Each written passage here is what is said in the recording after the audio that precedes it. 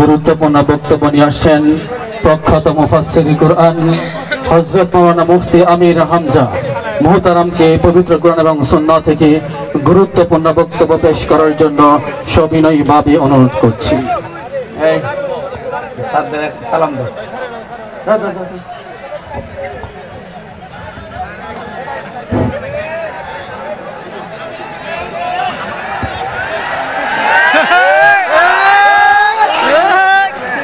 এক মিনিট বক্তব্য রাখবেন উপজেলা নির্বাহী অফিসার।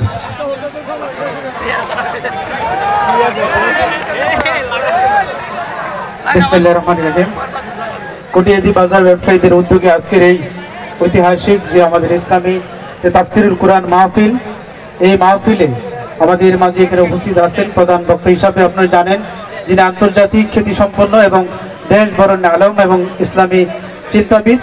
তো আজকে আমাদের বক্তব্যের সুযোগ নেই, আমরা ওনাকে ধন্যবাদ এবং কৃতজ্ঞতা জানাই যে যিনি আমাদের এই কটিয়াদি উপজেলায় উপস্থিত থেকে আমাদের এই এলাকার যারা মানুষ তাদের ইসলামিক জীবন আদর্শ এবং গঠনে তিনি আশা করি অত্যন্ত মূল্যবান বক্তব্য পেশ করবেন। এবং আপনাদের প্রতি অনুরোধ থাকবে আপনারা সবাই সুশৃঙ্খলভাবে অত্যন্ত মনোযোগ সহকারে ওনার বক্তব্যগুলো অনুধাবন করবেন এবং আমরা সবাই সবার জন্য দোয়া করব যে আমরা যেন ওনার যে বক্তব্যগুলি এগুলি যদি আমরা আমাদের জীবনে যদি আমরা প্রতিফলন ঘটাতে পারি, আমরা ইনশাল্লাহ আমাদের জীবনটা আরো সুন্দর হবে। তবে আবারও সকলকে ধন্যবাদ এবং কৃতজ্ঞতা জানাই, বিশেষ করে কটিয়াদি এই বাজার ব্যবসায়ী সমিতি এবং যাদের উদ্যোগে আজকের এই মূল এই তাফসিরুল কুরআন আপনার এই মাহফিল অনুষ্ঠিত হচ্ছে, যারা অত্যন্ত শ্রম দিয়েছেন সকলের প্রতি কৃতজ্ঞতা প্রকাশ করে। এবং আমি বিশেষভাবে আপনাদের প্রতি চাই আমাদের আইন শৃঙ্খলা রক্ষাকারী বাহিনী, আমাদের সশস্ত্র বাহিনী, আমাদের সবাই এবং বিভিন্ন আমাদের এখানে গোয়েন্দা সংস্থার এখানে সদস্যরা তারা এখানে নিয়োজিত রয়েছে আপনাদের নিরাপত্তার জন্য। আমরা আশা করব আপনারা অত্যন্ত ধৈর্যশীল সহকারে ওরা বক্তব্য শুনবেন। আমি আজকের এই যে তাফসিরুল কুরআন প্রতিযোগিতা আমাকে এই সংক্ষিপ্ত কিছু বলার জন্য সুযোগ করে দিয়েছেন, এই জন্য আমি ধন্যবাদ জানাচ্ছি। আসসালামু আলাইকুম। ধন্যবাদ ইউনু মহোদয়কে এবং ধন্যবাদ জানাচ্ছি ওসি মহোদয় আমাদের মাঝে উপস্থিত আছেন, বক্তব্য রাখবেন না। সম্মানিত তৌহিদে জনতা, যার অধীর আগ্রহে আপনারা অপেক্ষা করছেন আমাদের কটিয়াদি উপজেলা এবং আশপাশ উপজেলা থেকে যারা আজকে আমাদের কোরআনের পাখি আল্লামা মুফতি আমির হামজা বক্তব্য শোনার জন্য, কোরআন থেকে তাফসীর পেশ শোনার জন্য আপনারা হাজির হয়েছেন, আপনাদেরকে সাদর সম্ভাষণ। এখন গুরুত্বপূর্ণ তাফসীর পেশ করবেন আন্তর্জাতিক মুফাসসির কোরআন, আপনার আমাদের হৃদয়ের স্পন্দন, আমাদের সকলের নন্দিত মানুষ জনাব হযরত মাওলানা মুফতি আমির হামজা সাহেব। মুফতি আমির হামজা সাহেবকে গুরুত্বপূর্ণ তাফসীর পেশ করার জন্য সবিনয় অনুরোধ জানাচ্ছি।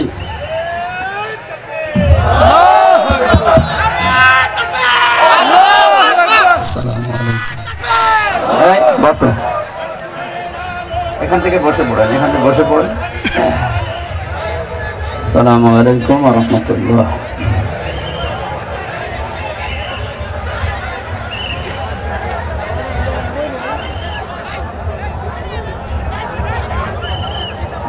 এই দিককার মানুষ তো ডিস্টার্ব বেশি করবে দেখছি। এই ফ্যানটা 4 আঙ্গুল ঘুরিয়ে দেবে না, এই আওয়াজ লেগে সমস্যা। এই হোসাইন একটু ঘুরিয়ে দাও 4 আঙ্গুল। হ্যাঁ ঠিক আছে ঠিক আছে। ইন্নাল হামদালিল্লাহি ওয়াস সালাতু ওয়াস সালামু আলা রাসূলিল্লাহ। আম্মা বা'দ ফাউযু বিল্লাহি মিনাশ শাইতানির রাজীম। বিসমিল্লাহির রহমানির রহিম। وعباد الرحمن الذين يمشون على الأرض هونا وإذا خاطبهم الجاهلون قالوا سلاما. وقال الله تعالى في القرآن الكريم فإذا قضيت الصلاة فانتشروا في الأرض وابتغوا من فضل الله. صدق الله العظيم. عن أبي هريرة رضي الله تعالى عنه قال قال النبي صلى الله عليه وسلم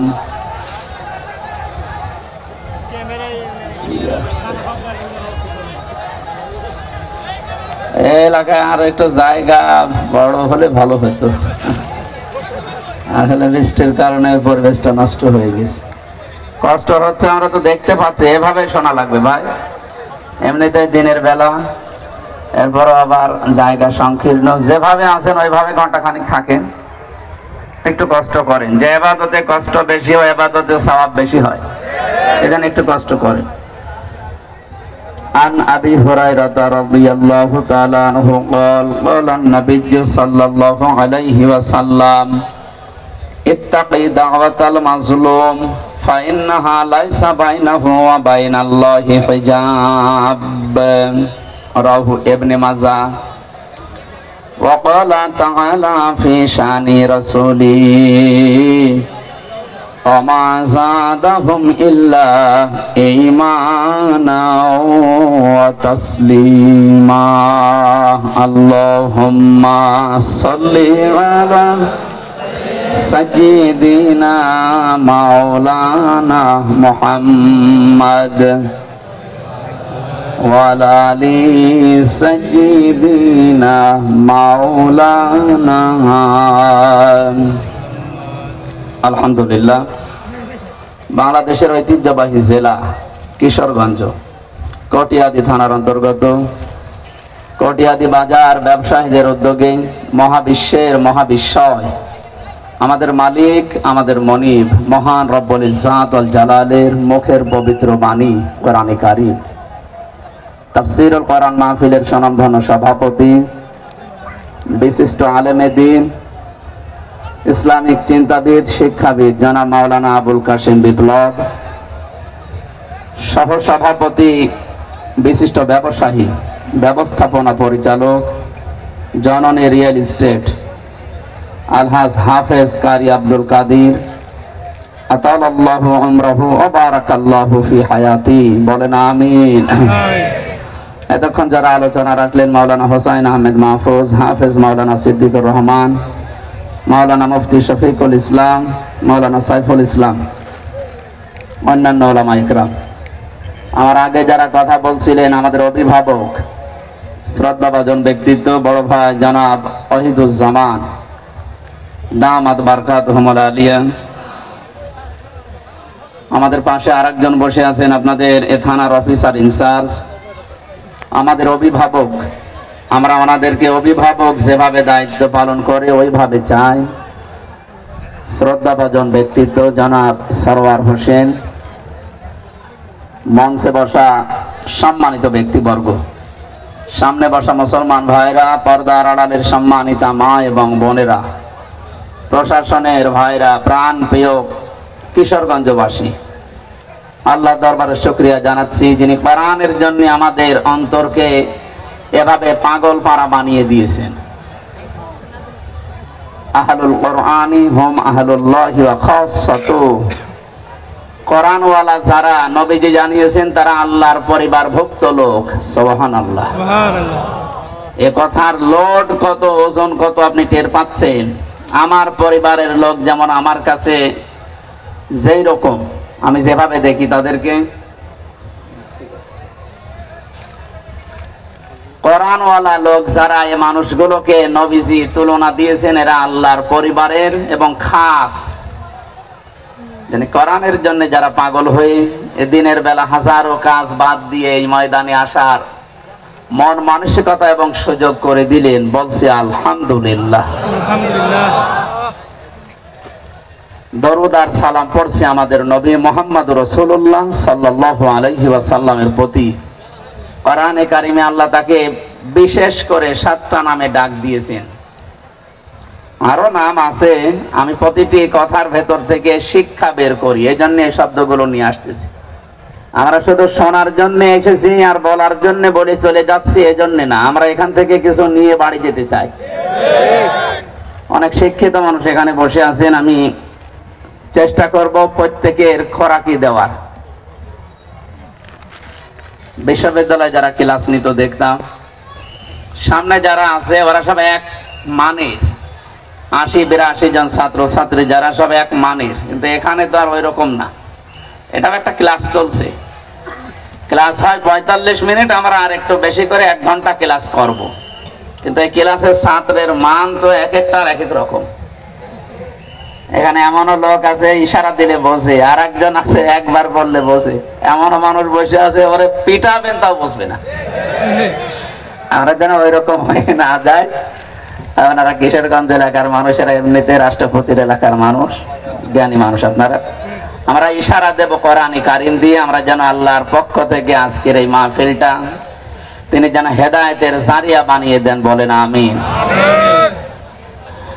আল্লাহ রাব্বুল আলামিন কোরআনে কারিমে 7টি নাম ধরে নবীজিকে স্পেশাল ভাবে ডাক দিয়েছেন। তার 1 নম্বরে ইয়াসিন। আল্লাহু আকবার। আল্লাহ বলেন, হে নেতা, আমি খেয়াল করার জন্য বলছি, এদিকে তাকান, ক্লাস চলছে। ইয়া হরফে নেদা, ইয়া মানে হে, সিন মানে সাজ্জেদ, বাংলা অর্থ হচ্ছে নেতা। এই শব্দটা শুনলে অনেকে রাজনীতি মনে করে, অনেকে দুনিয়ার সাথে মিলিয়ে দেয়, এটা আখিরাতের সাথে সম্পর্কিত। নয়তো আল্লাহ কোরআনে ইয়াসিন বলে ডাক দিতেন না। আমরা ইয়াসিন সূরার কথা শুনলে অনেকে মনে করি একবার পড়লে 10 খতম কোরআন শরীফ পড়ার সওয়াব হয়। হ্যাঁ, মাস্ট বি, হবে। কিন্তু এর ভেতরে 83টা শিক্ষা আছে, ওগুলো আপনার প্র্যাকটিক্যাল লাইফে থাকা লাগবে। আপনি একটাও মানেন না, শুধু পড়ে যাচ্ছেন। আপনার সওয়াবের পরিবর্তে যেগুলো জানলেন ওর উপরে যদি আমল না থাকে আরো গুনাহ হবে। কথা বোঝাতে পেরেছি? সিন শব্দের 5টা অর্থ পেয়েছি তাফসিরে কাবীরে আল্লামা ফখরুদ্দিন রাজি রাহমাতুল্লাহ আলাইহি। তিনি বলেন, সিন মানে সাজ্জিদুল আলামিন, সিন মানে সাজ্জিদুল বাশার, সিন মানে সাজ্জিদুল কাউনাইন, সিন মানে সাজ্জিদুল মুরসালিন, সিন মানে সাজ্জিদুল আম্বিয়া। প্রতিটি শব্দের তিনি ব্যাখ্যা দিয়েছেন। প্রথম যে শব্দটা তিনি লিখলেন, সিন মানে সাজ্জিদুল আলামিন, আলমের বহু বচন আলামিন। শুধুমাত্র এই দুনিয়া না, এই জগৎটা না, এরকম বহু জগৎ আল্লাহ বানিয়েছেন। যেখানে আপনি বসবাস করেন না কেন, ইয়াতানাজ্জালুল আমরু বাইনাহুন্না। সূরা তালাকের ভেতরে আল্লাহ জানিয়েছেন প্রতিটি জায়গায় আল্লাহর বিধিবিধান নাজিল হচ্ছে।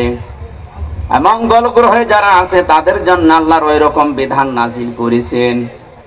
চন্দ্র দেশে যারা আছে ওখানকার জন্য আল্লাহর ওই রকম বিধান আছে। পৃথিবীতে যেহেতু আমরা শুধু মানুষ বাস করি, এখানে আমাদের জন্য আল্লাহর আলাদা বিধান আছে।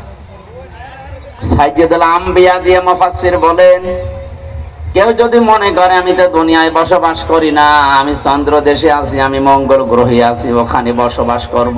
শুনলাম নাকি অনেকে ওখানে জমি কিনা আরম্ভ করেছে। কেনেন? আপনি ওখানে যদি বাড়ি ঘর বানান, বসবাস করেন, সাজ্জিদুল আলামিন এই শব্দের দ্বারা আপনাকে মুহাম্মদুর রাসূলুল্লাহকে চন্দ্র দেশেও মানা লাগবে। আপনি যদি আমি মঙ্গল গ্রহে আছি, আপনার একমাত্র আদর্শ হওয়া লাগবে, নেতা হওয়া লাগবে মুহাম্মদুর রাসূলুল্লাহ সাল্লাল্লাহু আলাইহি ওয়াসাল্লাম। এই শব্দটা বারবার বলছি কেন?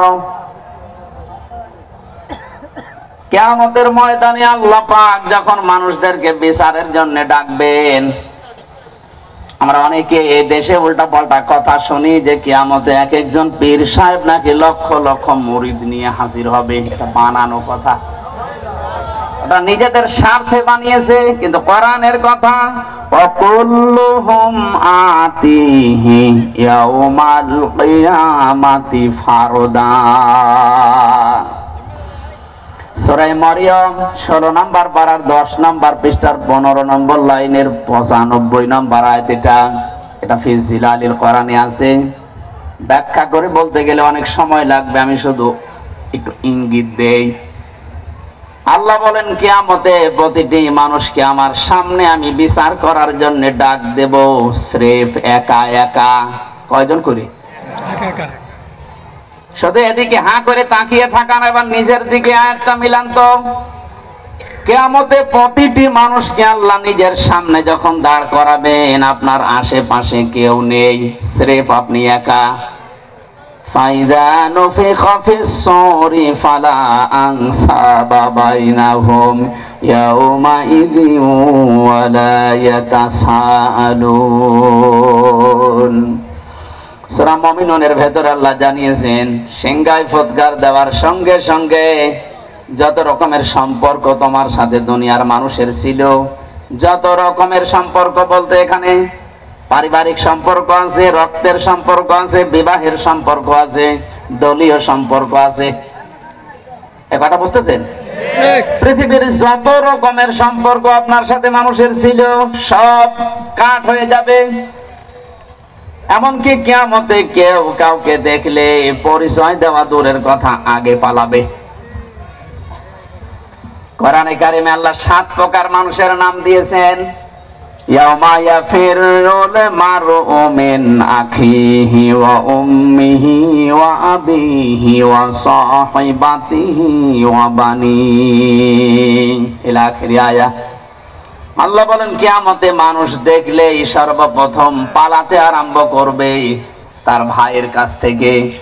প্রশ্ন আসতে পারে, পৃথিবীতে ভাইয়ের চাইতে আপনজন আছে মা, মায়ের নাম আল্লাহ কেন দিলেন না প্রথমে? জবাব দিয়েছেন মুফাসসিরিন ইকরামে ভাবে, পৃথিবীতে আপনি যদি অন্য কোনো জায়গায় গন্ডগোল করেন, যদি দোষ আপনারও থাকে, ভাইয়ের কাছে আসলে দেখবেন দোষ আপনার। এমন অনেক ভাই আছে নিজের ভাইয়ের দোষ জানার পরও প্রতিপক্ষকে মারার জন্য উদ্যোগ নেয়।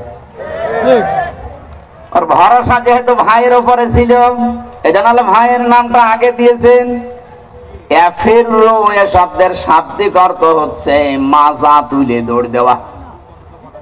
সাপে তাড়লে মানুষ যেভাবে দৌড়ায়, বাঘে তাড়া দিলে যেভাবে দৌড়ায়, পুলিশ দেখলে যেভাবে দৌড়াতাম, এখন আর দৌড়ানো লাগবে না, এখন ওনারা আমাদের বন্ধু। গত কয়েকদিন আগে যশোরের এসপি সাহেব ঘোষণা দিয়েছে, পুলিশের এই চাকরি আমি জান্নাতে যাওয়ার মাধ্যম হিসাবে গ্রহণ করেছি। ওনার এই কথাটাকে 100% সাপোর্ট করছে যারা প্রশাসনে আছে। যদি এই নিয়ত নিয়ে কাজ করে, যতক্ষণ দায়িত্বে আছে, আমি যতটুকু খোঁজ খবর জানি, আমার দোলাভাইও তো আছে, এদের যে ডিউটি কোনো শেষ নেই, 24 ঘন্টায় ডিউটি। তাহলে পুরা 24 ঘন্টায় ইবাদত হবে যদি ওনার ওই মন নিয়ে কাজ করে। আল্লাহ প্রশাসনকে ওইভাবে পাল্টিয়ে যাওয়ার তৌফিক যেন দান করেন। কিছু দুষ্ট লোকের কারণে এই বিভাগটার উপরে আজ মানুষের ক্ষোভ। যাদের জন্য এই করুণ অবস্থা, তারা কিন্তু সব গর্তের ভেতরে পালিয়েছে। তারা তো দায় নিল না। হাজারো এই নিচের যারা আছে এখন কান্নাকাটি করে যে আমরা এখন করবো কি। আমার বাড়ির নিচতলা একটা পুলিশ ছিল, ও যে কোথায় গেছে আল্লাহ মনে হয় জানে, এত ভয়ে ছিল।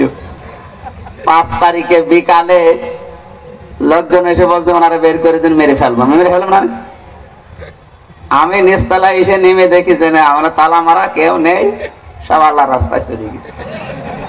এই অবস্থার সৃষ্টির জন্য যেই কয়টা মানুষ দায়ী, এই কয়টা মানুষের বিচার করা দরকার।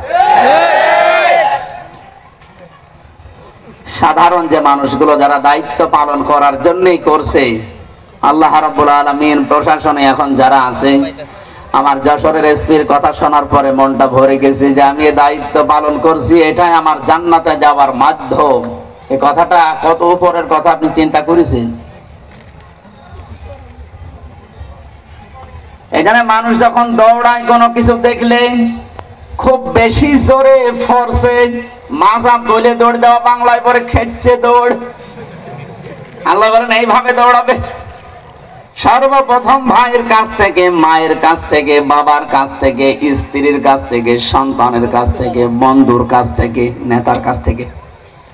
এই যে যতগুলো মানুষের নাম সিরিয়ালে বললাম, মাথায় যদি মগজ থাকে ভাবেন তো দুনিয়ায় বিপদে পড়লে মানুষ এদের কাছে সিরিয়ালে আগে যায়। কথা বলেন ঠিক কিনা? আর কোরআন যেহেতু আমরা 100% বিশ্বাস করি, কোরআন জানাচ্ছে যে আগে পালাবে।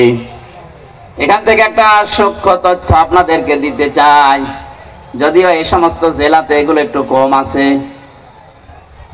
ময়মনসিংহ বিভাগে একটু বেশি, আপনারা ওই বিভাগে পড়েননি। অনেক মানুষ বিশ্বাস হয় ওদের এই কথা মতো করে আছে যে কোনো চিন্তা নেই, যা করি করি, বাবা আছে। আপনার বাবা আছে, পালাবে, দৌড়াবে।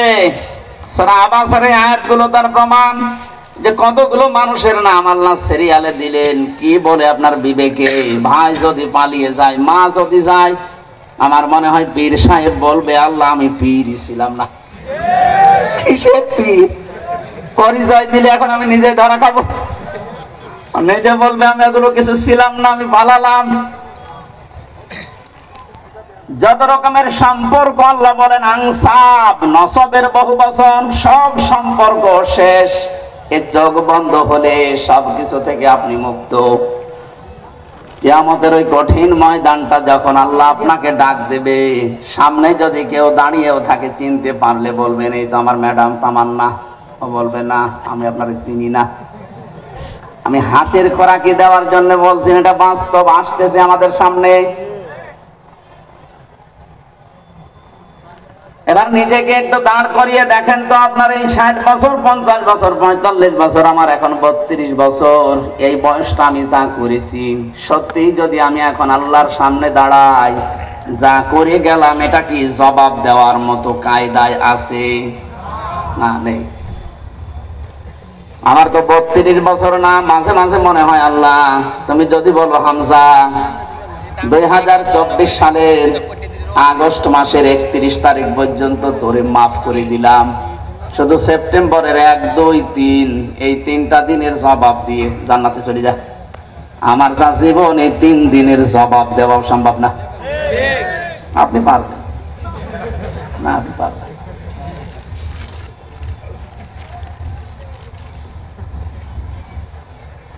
কঠিন বাস্তবতা আমার সামনে।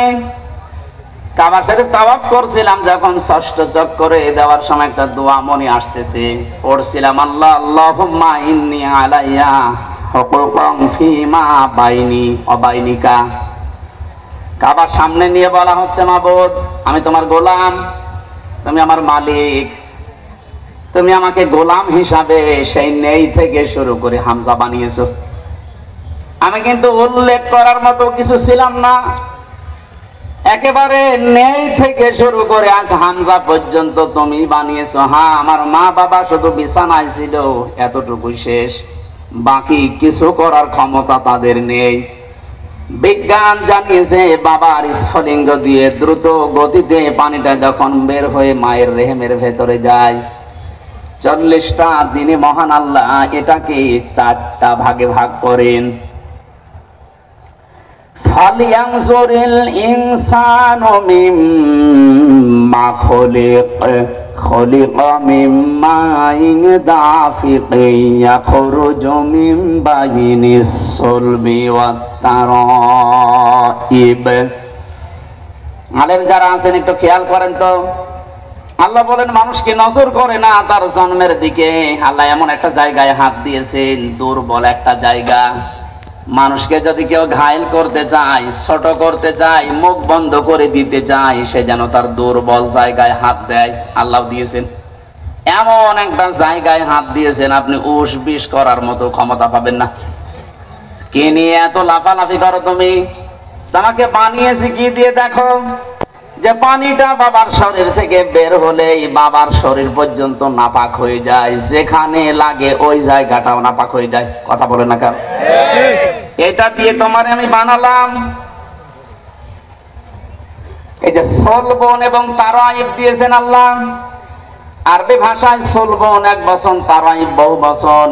বাবার লজ্জাস্থানকে সলবন বলা হয়, মায়ের লজ্জাস্থানকে তারাইব বলা হয়।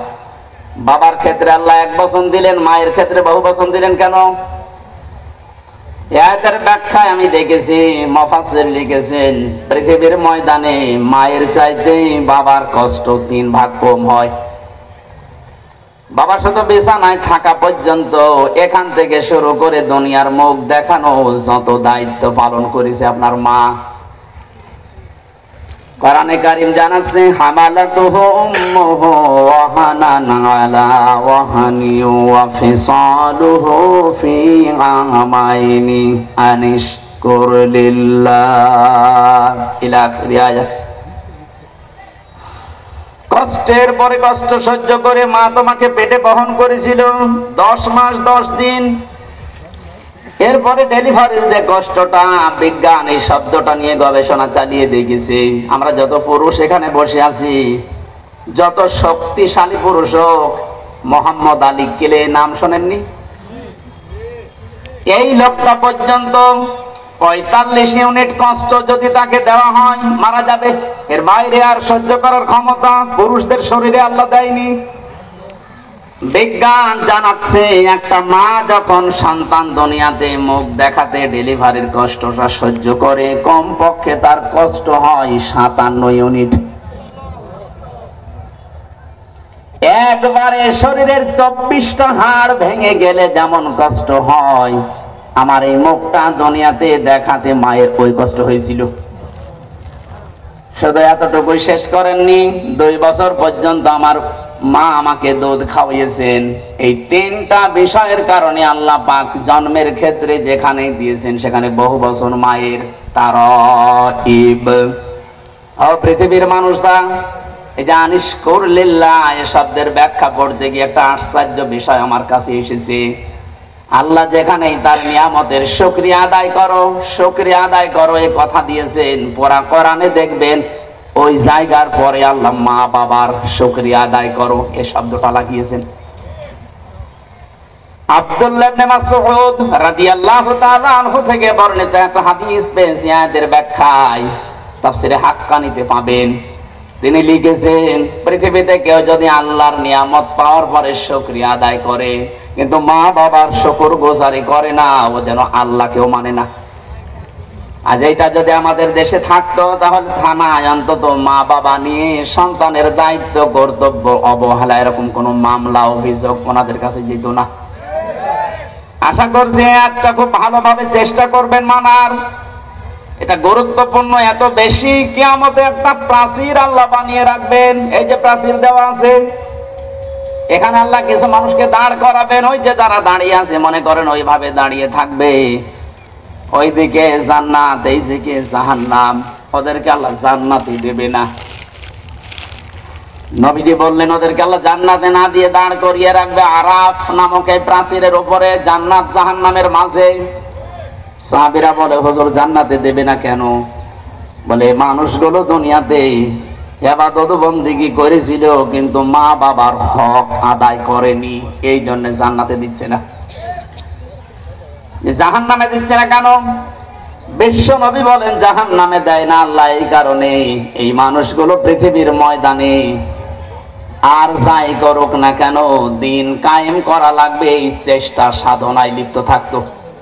সূরা সাফের 10 নম্বর আয়াতের তাফসীরে আছে, পৃথিবীতে যারা আল্লাহর দিন কায়েম করা লাগবে এই টেন্ডেন্সি নিয়ে চলে, কায়েম যদি হয় ভালো, না হলেও অসুবিধা নেই, কিন্তু এই চেষ্টা করার কারণে আল্লাহ একামতে দিন কায়েম করা এটা ফরজ, এই কারণে আল্লাহ তাদেরকে জাহান্নামে দেবে না।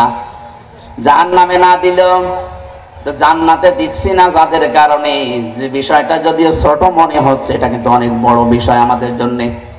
আজকে থেকে সিদ্ধান্ত নেওয়া লাগবে পৃথিবীর কোনো দিন যেন মা বাবার সাথে বিয়াদবি করা, তাদের সাথে তাদের হক নষ্ট করা আমার দ্বারা না হয়। যতই নামাজ রোজা করি, পাগড়ি বেঁধে তসবিহ হাতে নিয়ে 24 ঘন্টা জিকির করি না কেন, মা বাবার হক যারা আদায় করেন না, আপনি ওই প্রাচীরে দাঁড়িয়ে থাকবেন, জান্নাতে যেতে পারবেন না। আমি যে নেই থেকে শুরু করেছিলাম,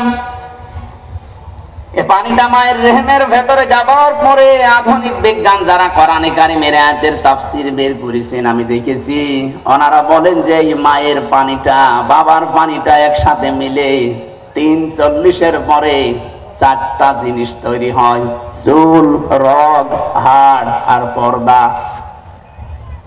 রক্ত, গোশত, চর্বি আর চামড়া, 4-8টা জিনিস এক হয়। 6 মাস যখন আস্তে আস্তে বয়স হয়ে যায় মায়ের পেটের ভেতরে, তখন ক্ষুধার উদ্রেক দেখা দেয়, খাবারের প্রয়োজন হয়। আল্লাহ পাক বলেন আমি যে রব নামটা নিয়েছি এই জন্যে তোমাকে আমি 5টা জিনিস দান করি। ওয়াজআলা লাকুমুস সামআ ওয়াল আবসারা ওয়াল আফইদা ইলা আখিরি আয়াত। শ্রবণ শক্তি, দর্শন শক্তি, বাক শক্তি, আকেল শক্তি আর ঘ্রাণ শক্তি, এই 5টা আমি আল্লাহ দান করি মায়ের। তোমাকে তৈরি করার জন্য 8 5 13টা জিনিস এক হয়ে যায়, তখন আস্তে করে মায়ের পেট থেকে নিয়ে আসার ব্যবস্থা করি। আল্লাহু আখরাজাকুম মিন বুতুনি উম্মাহাতিকুম, মায়ের পেট থেকে বের করার দায়িত্ব আমি আল্লাহর।